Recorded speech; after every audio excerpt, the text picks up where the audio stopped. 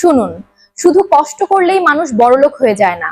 যদি তাই হতো তাহলে দিনমজুররাই আজ সবচেয়ে ধনী মানুষ হতো।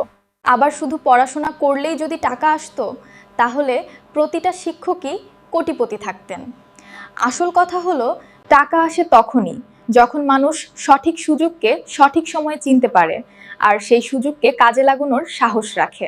অনেক মানুষ সারা জীবন শুধু পরিশ্রমই করে যায়, কিন্তু নিজের চিন্তা ভাবনাটাকে কখনো বড় করতে পারে না। আর যার চিন্তা ছোট, তার স্বপ্নও ছোট হয়ে যায়, তাই তার আয়ও ছোটই থাকে যায়। জীবনে শুধু মাথার ঘাম পায়ে ফেললেই হবে না, নিজেকে বদলাতে হবে, নতুন কিছু শিখতে হবে, সময়ের সাথে সিদ্ধান্ত নিতে শিখতে হবে।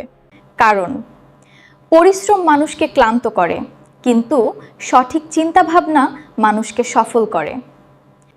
আমি আনিশা, অফিসের কাজের ফাঁকে আপনাদের জন্য এমন ভিডিও তৈরি করি।